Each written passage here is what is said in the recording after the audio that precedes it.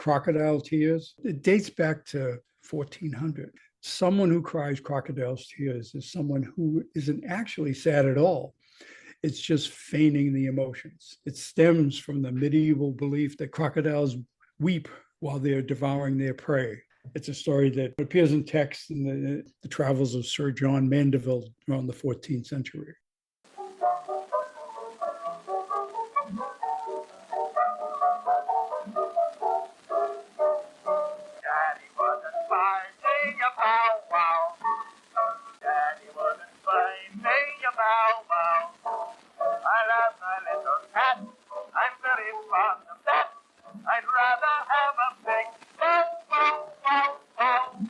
Hello, and welcome to the Mocciaverse. I'm Linette. And I'm Skip. We're There's a little bit of a delay there. I can see that happening. Anyway. Yeah. Yep, folks, we're having a little bit of trouble with our internet connection today. So we're going to sound a little bit like what? We're having technically we're having technical difficulty. Yes, exactly. But we're going to soldier on. We're holding on by our fingertips here. That's right. And my fingertips are fine, but you've got one or two that are yeah, they're not working that well. Yeah. Well, at least it'll hold on. And Sue Jo, she says the reason that one finger is a problem is because guess what finger it is? It's a middle finger. So she says it's because you've been given too many signs. And I says, well, I haven't done that for years, but yeah, exactly. Yeah, isn't it always the middle finger that's like a problem with trigger finger anyway? Yes. Well, actually, they say my reading was trigger finger is usually in the ring finger. Oh, okay. And actually, it's more prevalent in women and usually people in the 40s or 50s, usually not someone in my age bracket, because by now we're already decrepit. So, yeah, you're not playing. Most people aren't playing tennis or pickleball. This is true. It's true. Usually we're sitting home fighting with the couch monster.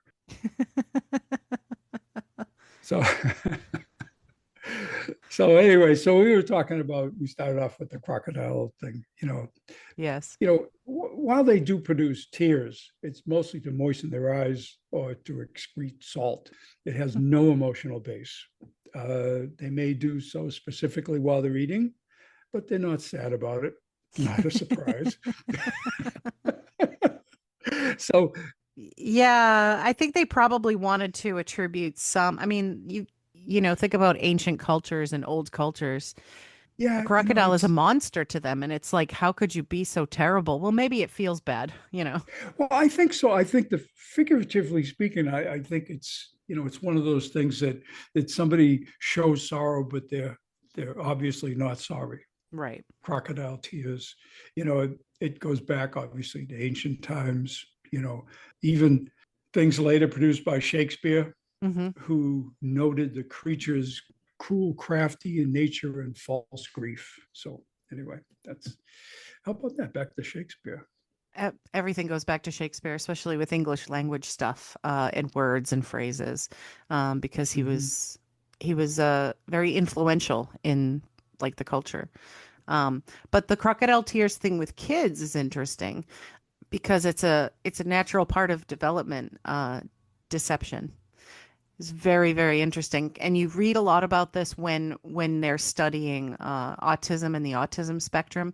I remember watching a short little video where it was either a parent or like a helper or a teacher or an aide being really excited for this kid who was maybe 6 or 7, autistic, when they told a fib, because it's very uncommon for people on the spectrum to know how to deceive, to know how to lie. Yeah. And it was considered a developmental milestone when this kid was telling an obvious fib, I built that cave or whatever, right. Or I'm the one who built the Golden Gate Bridge, something like that. Right. The Golden, yeah. It's interesting because I always look at that as sort of a dated saying, where you just don't hear that much anymore, and probably goes back. If you say crocodile tears, it'll be a certain age groups would be looking at you Like, what are you okay, talking about? I Yeah. noticed you just grew a second head, so, there's Yeah. just, yeah, they don't get what the meaning is. And then you explain it to them if they're interested enough to ask. So, It is pretty cool. I yeah. mean, I like to look at word and phrase origins from the perspective of where they came from, but Hmm. also Yeah.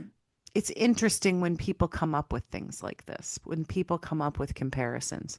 And that's why I'm interested, like, we've talked about a couple times before, other countries' idioms and things that they say and how it compares to everyday life. Very, Right. very interesting how you can be, creative. Do you remember the episode of, well, you did, I don't know if you watched all of it, but it was an episode of Star Trek The Next Generation where Picard he was on a planet with somebody he couldn't communicate with. Hmm. It was kind of like Enemy Mine, that movie Enemy Mine, Yeah. where Yeah. the two of them were struggling to communicate with each other. And the alien was communicating in idioms only. So he was saying, like, Shaka when the walls fell. And basically, he was saying, this part of history, this event in history made everybody feel like this. And so I'm telling you what emotion I'm feeling by relaying that event in history, Hmm. you know. Very, very interesting structure of their language. And like, of course, Picard figures it out. And he's like, I get what you're saying. And then he ends up communicating with the guy and they become friends or whatever. And I don't know, have tea. But it was a very interestingly written episode about other cultures' use of language and how they integrate phrases and idioms and things. They integrate their culture into it to make it relevant to them. It's very cool. Well, yeah, it's interesting. That's why I kind of was hitting on, and I try to start. I suggested it to you, and we've been doing it. Is to start up an episode with an idiom because I find, Yeah. just like what you just said, it's interesting to see how these idioms developed Hmm. uh, from what we now know and where they came from. So it's an interesting to delve into it. Yeah, it's very cool because it's creating a bridge between people as well. It's like, using shorthand, using phrases is sort of an intimacy thing. You could say something a long way and explain yourself the long way. But if you can use a shorter phrase that they Mhm. will understand and you understand and relate to. Yeah. Somebody talked once. We talked about long story short in the previous episode. Remember? Yes, yes. Yeah, exactly. It's very Yeah, that's what an idiom is, right? exactly. It is. Yeah. So the idiom it pays for itself, I guess. Yeah, yeah, exactly. Yeah, It's it kind of like does. the one of my favorite songs from Schoolhouse Rock, which was a very formative Oh thing yeah, for my generation, oh yeah, um, yeah, is the pronouns song, because he's basically saying, my name is Rufus Xavier Sarsaparilla, yeah. but he can say I instead, basically. Mm. I don't have to say, he's saying all these big long things. And he says, well, I Yeah, don't have to do that because I have pronouns. So there you go. yeah. When you talk about that, it's weird how we talk this, how my mind works. I flash into something. As soon as you said that Schoolhouse Rock, I think of one song that always stick in my mind, Exit. Oh, yeah. From Sesame Exit, Street. exit. It's the way, way out. I thought that was a very catchy thing to tell people. The kids how it's the way, way out. So anyway, I don't know why that's kind of a weird thing. The other thing I that's flashed in mind, basically, it's from a show that was on the other day, and you might be able to find it. It's like they had the greatest Christmas stories of all time, Hmm. and they have all these Christmas stories, Christmas movies and stuff. And what I found interesting was Star Trek First Generation was considered, one episode was considered a Christmas movie. Really? Yeah, I don't remember the context, but it just stuck in my mind. And if you get a chance to see it, you'll see what it's where the relevance was. But it was interesting. Some of these, and they had the argument about Die Hard being a Christmas movie, and It all that is. stuff. But that one surprised me the most was, the Star Trek Generations. So I don't know Star whether it Trek was a movie Generations. or an episode. I think it was a movie. Maybe it That was one's a the movie. Yeah. It was the one, it was basically the one where, spoiler alert, Kirk dies. could be. Yeah. Yeah. I think they're calling it a Christmas movie because there's Christmas scenes in it. Okay, so there's a scene, isn't that the one Hmm. with the Nexus? And there's a scene where Picard is having Christmas morning with this Yeah. family that he never got to have. That's got to, yes, I think that's what yes, now that you say that, that's what it was. I didn't remember all the details, but I think I had trouble getting over the surprise that they considered it a Christmas movie. Yeah, but now to get back to something you mentioned, the Die Hard Christmas movie thing, I don't understand why Yep. there's a debate on that. Because the movie takes place at a Christmas party on Right. Christmas Yep. with Christmas stuff everywhere. Well, why isn't Right. it a Christmas movie? And it ends with like a happy ending with "I The love you" song and Christmas. Christmas. Yeah. Right. What's the problem? Well, that's yeah. See, that's where it's just crazy that they have the debate, because I look at it like, it's the same way. If you think about Christmas themes, and the Christmas theme throughout just about every single Christmas movie is some sort of redemption. Right. And the end of Die Hard was a redemption.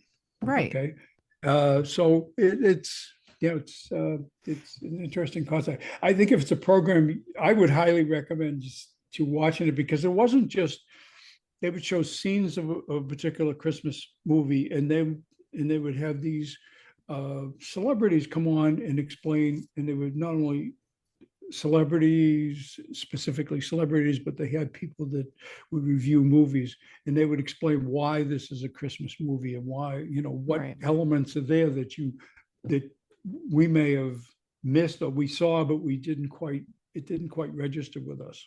Kind of like the only real reason that It's a Wonderful Life is considered a Christmas movie is because of the ending. It's a redemption. That's the whole Yeah, idea of the Christmas thing, and that's the because theme like the through the rest of whole. the movie doesn't take place at Christmas. It's Right. basically the end.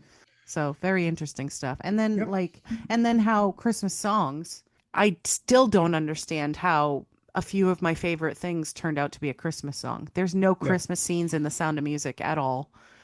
Yep. There's not much snow. There's just like that one song just happens to mention like mittens and snow in like one verse. Yeah. Well, it's kind of funny you say that, because back in my history, as you know, I went to Catholic school, and I was in the choir, and for a short amount of time, that was the song we practiced for a Christmas show. Yeah. Isn't that funny? And it is Christmassy because I think Mhm. we think of it as Christmassy, but like you watch the movie, the song takes place during a thunderstorm. So, Yeah. but I guess you know what? The other thing too is that you think of Austria and Germany as very Christmassy places too. Yep. So, We think of some cultures, they think that originated there, when it really originated in Turkey, but that's all right. So, well, a lot of our and Christmas traditions do come from Germany by way of Queen Victoria and her husband. yeah.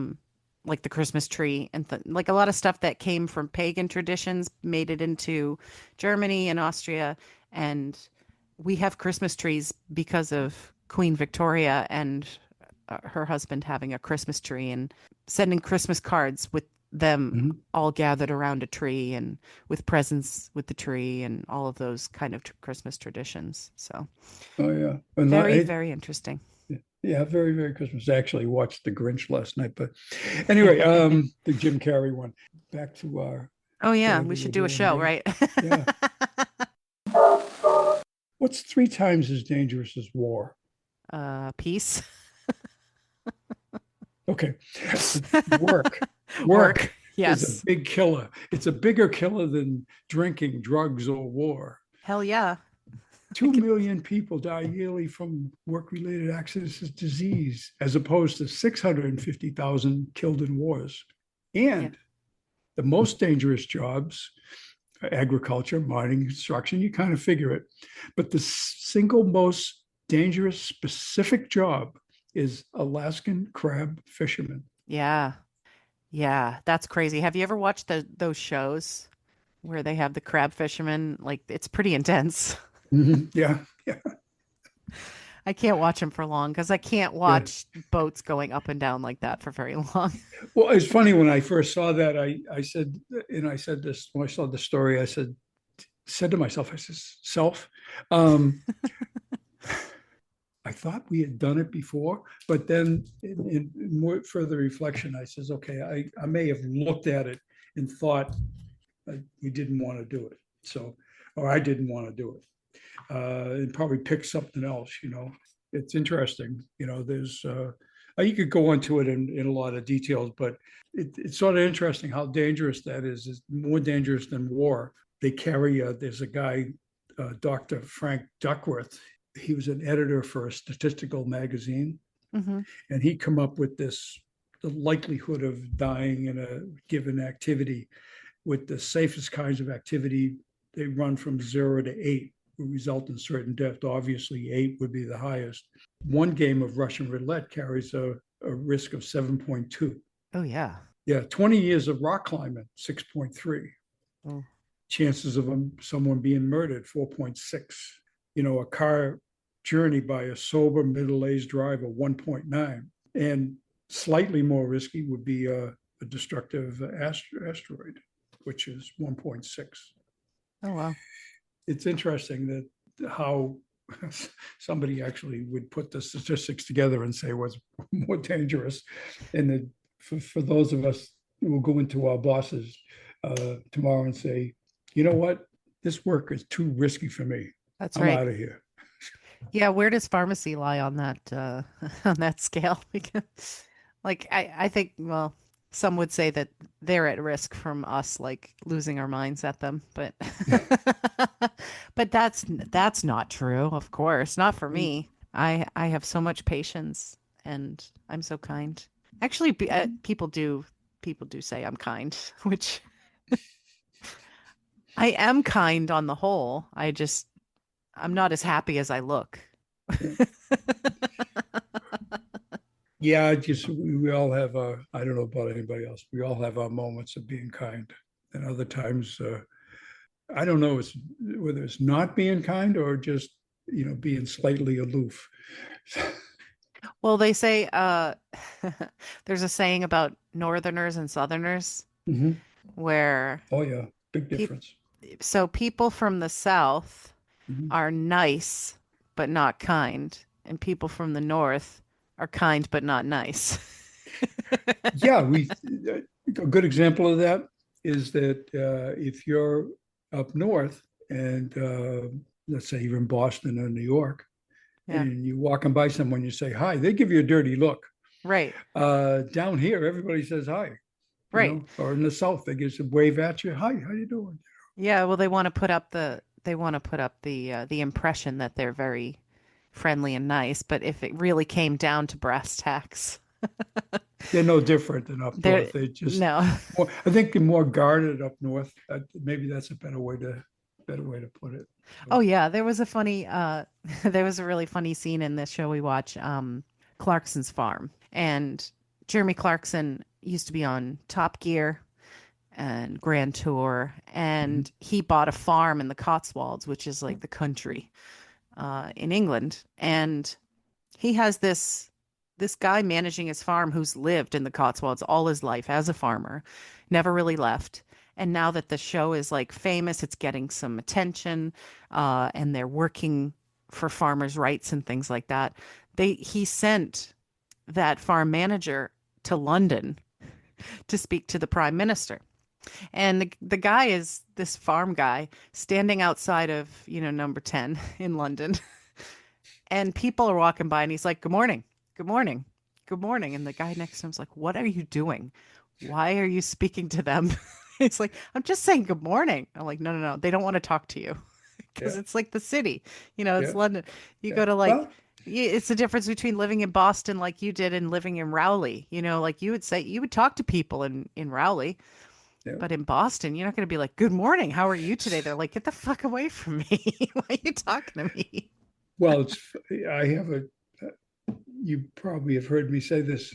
I have a joke. I said, it's that kind of a response is that someone, geez, they're pissed off at me. Well, yeah, because I said good morning, so, Yeah.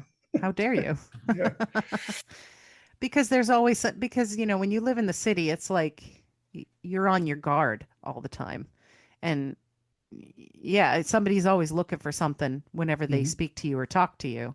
And so if somebody approaches you, you're like, "What? What do you want? What is Right. it And now?" I think that's a better way the best way to explain it is being on guard. It's an interesting north and south thing. There's another thing. Have you ever heard of a vomitorium? Yes, I have. It doesn't mean what you think You it have. means. It's Latin for to spew forth. Right. Listen, it isn't a place where Romans threw up their meal. Hmm. It's actually the name of an entrance or an exit to an Yeah, it's the amphitheater. doorways. Yeah, you were all the people would vomit out through the doorways. Yeah. Yeah, yeah, exactly, exactly. So it's not to say that the Romans didn't do that. They didn't have specific rooms. They would actually do it at the dining room table. They would say in ancient times, vomiting seems to have been a standard part of a fine dining experience. Yeah, they had Uh, those sticks with the feathers. Yeah. Nasty. But that's because yeah, of those were the you rich know, people who were doing the excessive thing. They wanted to have more of their food, so they were done well, eating it and they makes more, yeah, yeah. more room for the feast, if you will. Yeah. So Yeah, no. yeah. So anyway, that's interesting. When I read that, I goes, okay, from our standpoint of what we think about vomit, that would seem to be an unusual terminology. But when you delve into it, you see why it's like that. So, When you were in Italy, did you go to the Colosseum? yep, At the tours, they show you the part of the building which was the vomitorium, like those big yep, archway entryways. And right. maybe you thought of it and forgot about it and went, "That's interesting. And Why I did they?" didn't Yeah. realize that's what it was. Yeah, I Yeah. just Yeah. it's it's written in Italian, and I didn't really catch it. There's a Roman philosopher, Seneca, who wrote in Mhm. in moral epistles, when we recline at a banquet, one slave wipes up the spittle, and another, situated beneath the table, collects the leavings of the drunk. No. So that's where some people get those the passage that passage makes people think about that theory about vomiting up, not theory, it's a practice, vomiting up their meals. Yeah, and then on that subject, which is, as you know, my favorite subject, I read this. There was a place I forget where it was. There was a place somewhere that, like, it was a memorial, kind of like, you have buildings and it'll say, like, George Washington slept here. Mm-hmm. There was a place somewhere, I forget where, and I'll have to read that fact again and maybe bring it up in another episode, where Alexander the Great vomited. It is like they put a plaque. Yeah, he vomited here. Yeah. It's like, okay. That's funny. It's good stuff. I had one fact that I thought was going to lead into a lot more research, but I didn't find anything else. So I decided to keep the fact because it's fun. But it's about the game of pool. And I read that the game of pool started in medieval times as a game called Jeu de la Poule, which is a game of the chicken, um, in which you throw rocks at chickens. Hmm. So there was no information about how that evolved into pool. Throw rocks at chickens. Okay. uh, And I would argue that that is trouble with a capital T, and that rhymes with P. And that yeah. stands for Yeah. pool. Or the capital C, That's and that funny. stands for chicken. Yeah, I thought that was really silly, but that was I was like, oh, this will turn into a really nice list of different weird origins of like games. No, nothing more interesting. I mean, they were saying like Certain games may have started with kicking somebody's head around, but I never really found any good evidence for that. Most of our games that we're familiar with, like football and soccer and things like that, they were Right. like sheep's bladders that people either kicked around, threw around, tried to get into a basket, those kinds of things. So it's kind of like a natural progression of a game. But I thought the pool thing was very interesting. That's interesting. Yeah. Yeah, I Yeah. mean, it's pretty something anyway. It's something. So my biggest, my first list of things that I was going to talk about is patron saints. Which do you remember a lot of the patron saints?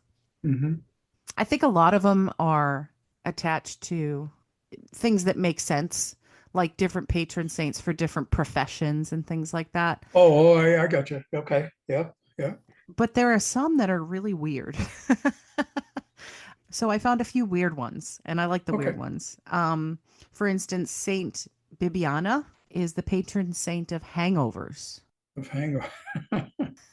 And apparently apparently Bibiana is from the Latin for like to drink, like to imbibe. So that makes kind of sense. But the thing that started me off on this list, I was listening to an episode of Schmanners, which is Travis McElroy and his wife, and they were talking about hats and hat etiquette. And he talked about Saint Clement, who became the patron saint of felt hats. And the reason he apparently became the patron saint of felt hats was that he accidentally invented felt. So he was on a pilgrimage and his feet hurt.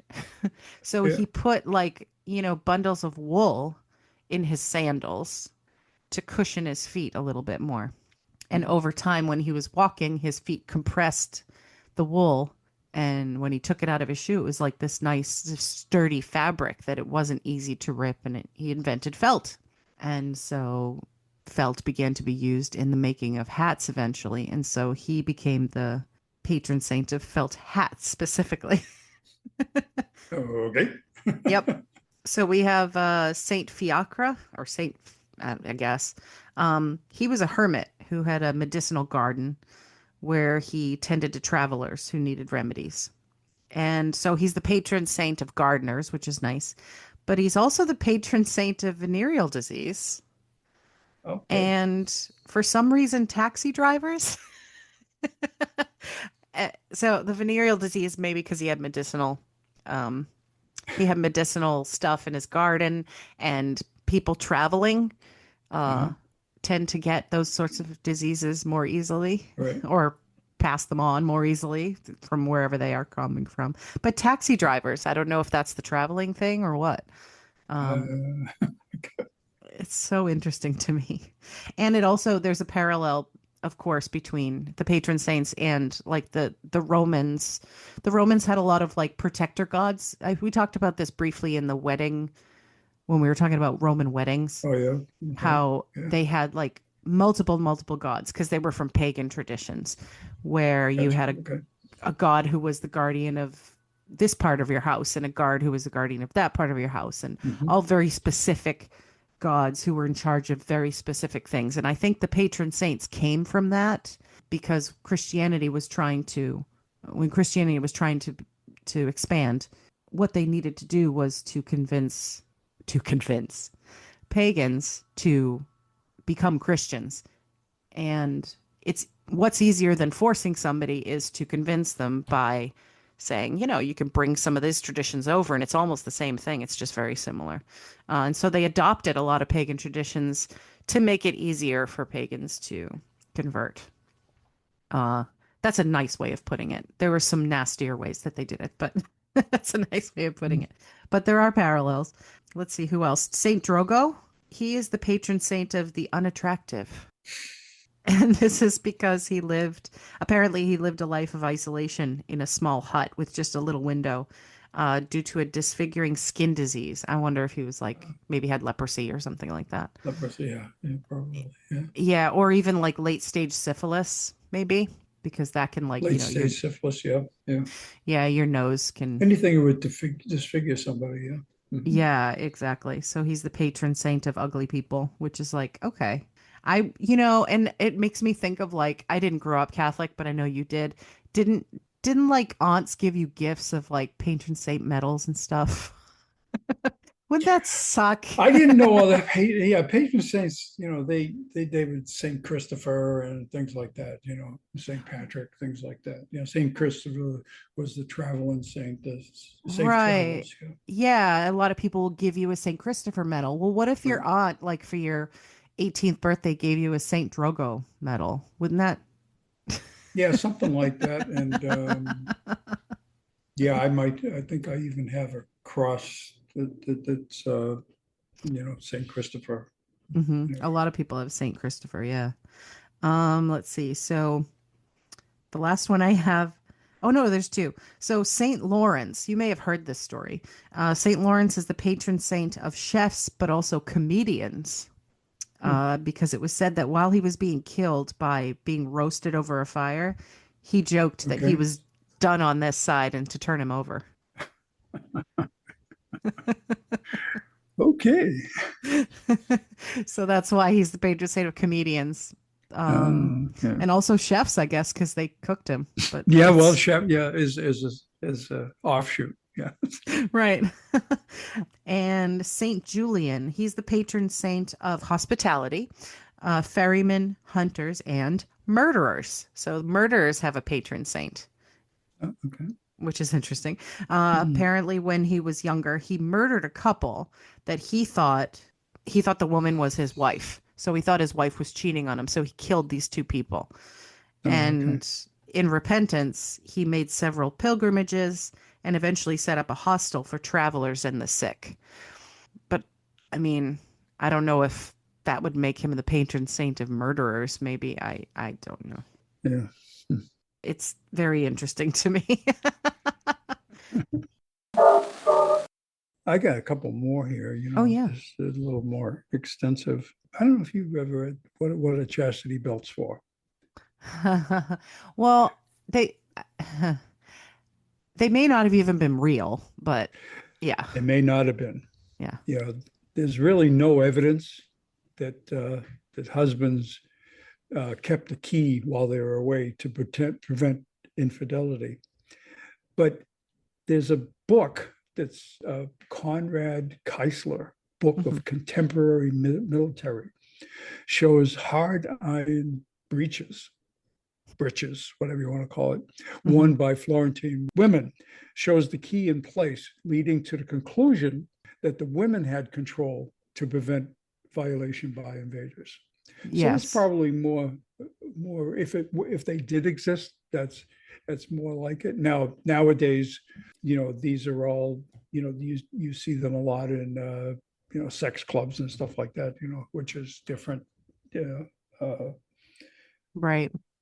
Well, and then there were some devices that were later, not medieval, but Mhm. were in later times that look a whole lot like chastity belts Yeah. that were really just intended to be used on um, what they considered Right. deviant people Mhm. to prevent certain self-pleasuring behaviors because they Right. felt that those things were going to lead you to damnation and things like that. And so a lot of those kinds of things made it into, books and other media and kind of turned into it if you look at some of this stuff and some of it's from like the 20s 30s 40s, it looks like medieval torture devices, so a lot of people just assumed that that's what they were. And of course perpetuating those things in movies and TV and stuff like that.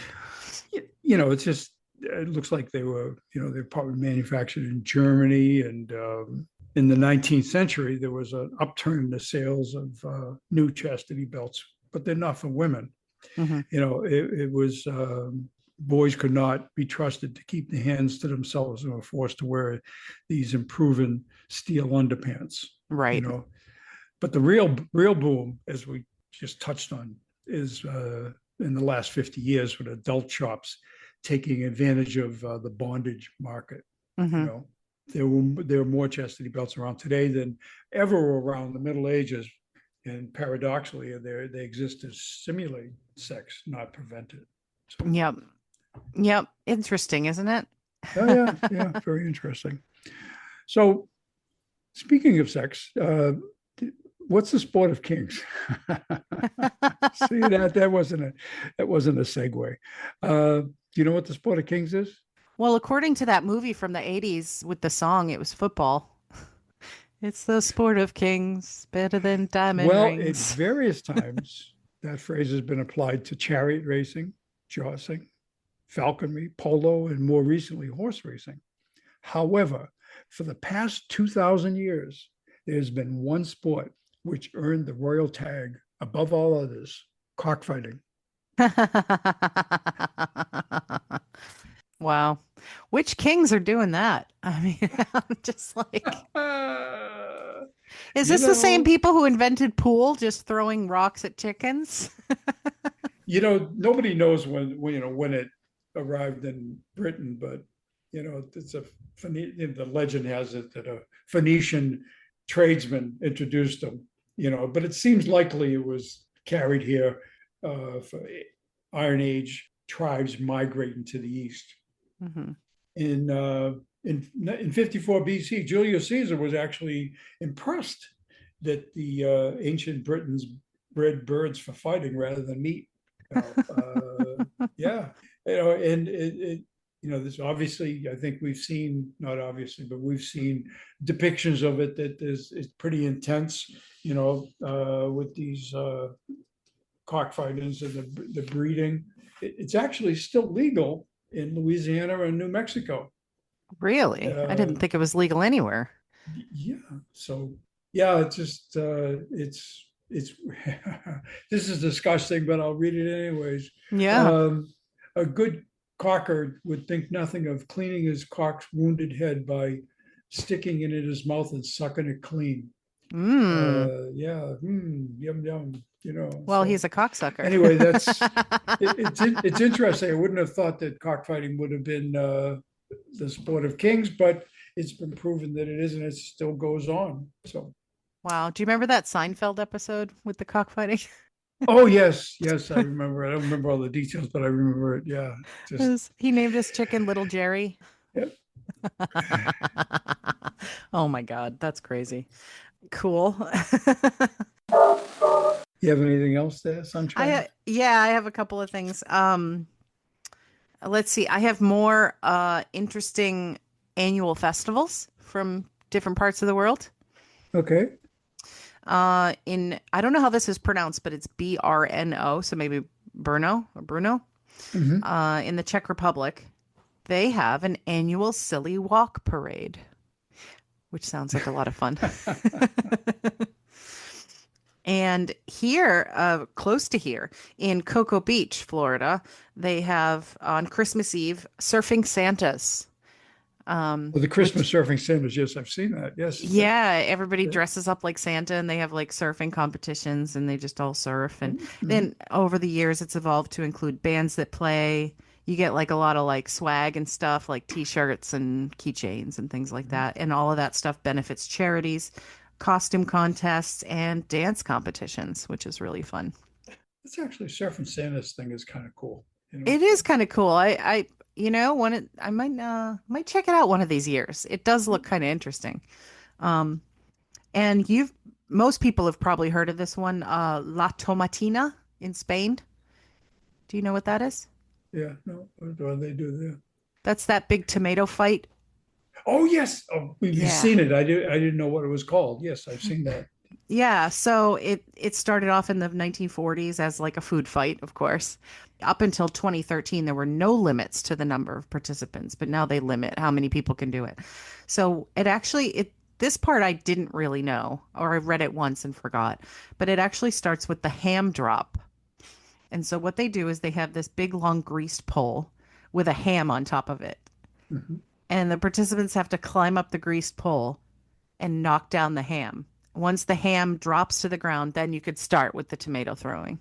Oh, okay. So that's the kickoff. That's like Okay. the kickoff, but it's a strange it's a strange It's a way of strange picking it way to up. kick it off. Yeah. Yeah, I mean it's all in fun, I guess. And it usually only lasts like an hour, which is Hmm. very interesting. Uh, and then afterwards, fire trucks come in and spray everything down, and Hmm. people Like people go in the pools and, clean off. And what they said that because of the acid in the tomatoes, the streets are usually cleaner afterwards than they were right before the thing started. Which is That's very an cute. advantage. That's an Yeah, clean advantage. this. Yeah. Yeah, give the streets a good cleaning once a year, right? There's this thing I don't know if you heard of called baby jumping. No, is that like wife throwing? Yeah, well, kinda. Yes. It's in Spain, usually every May or June, and what they do is babies who were born over the past year, they put them all on the street on these mattresses, all the babies in the village or whatever that Hmm. were born, and these guys who were dressed up in these costumes, dressed like the devil, with like these yellow masks and bright colors, they Hmm. jump over the mattresses with the babies, like sort of like it's believed to cleanse them of original sin and to Okay. offer them protection. And then priests will come and like sprinkle holy water on the babies and stuff. Oh, okay. So Hmm. it's kind of like the baby's initiation type of thing, but it's like really weird. um, and then there's one that I want to go to. It's in multiple cities. It's called Lebowski Fest. So it's basically a tribute to the Big Lebowski, which one of my favorite movies. Oh, okay. Yeah. Yeah. Lebowski. Yep. Yeah, and it's so funny. This part really tickled me. It actually started in Louisville, Kentucky, which this is a very Los Angeles movie, The Big Lebowski. So I don't understand why it started in Kentucky, but yeah, it's just Okay. weird. The festivals vary by location, but most of them include a screening of the movie. And then in New York in 2017, they did a silent screening where everybody wore headphones watching the movie. So they all Oh, had the sound in their headphones. gotcha. Um, they have costume contests, which of course, very cool. Hmm. They have burlesque shows, and of course, bowling. So bowling is a big part of that movie, and it's a big part of the festivals. So a lot of the festivals have had appearances by the stars of the film, but organizers don't have any affiliation with the film itself. So I would love to go to one of those, especially like at the chance that, like one of the stars might be there. It might be interesting. Yeah. You never know. They might. Yeah. And you could go and you could bowl because it's been a long time since you went bowling, I'm sure. Oh, yeah. Yeah. Long time. Yeah. Long time. One of these days, we don't have to talk about it today, but one of these days we could talk about your 15 minutes where you were on television bowling. 15 minutes of fame. Yep. Yep. Candlepins, what was it? Candlepins for cash or whatever. Candlepins for cash. Yep. Hmm. Yeah, that we I'm gonna talk about that in another episode because there was like a controversy with that guy. But anyway. Um And then the last one is really cool. I'd never heard of this. It's in New Zealand. It's called the Jaffa race. Now, Jaffa is like little candies that are very similar to M&Ms, but they're all red. So they're like Hmm. chocolate coated with candy. And they have this event. It's a charity event in which thousands of these red candies are rolled down Baldwin Street, which is supposedly the world's steepest street. Hmm. And participants, you pay $1 to sponsor one of the candies, and they all have numbers on them. And so prizes are given for the winners. And these candies can reach up to 60 miles an hour going down the hill. So it's just hundreds of thousands of red, basically M&Ms, just rolling down a very steep hill. It sounds like Okay. fun. I don't know. It sounds like fun. And also, like, That's do they do weird. it more than Yeah. Yeah. once? I don't Sounds like know. fun. You're right. It sounds like fun. It's crazy. Yeah. Yeah, New Zealand people are interesting. I like New Zealand. Yep.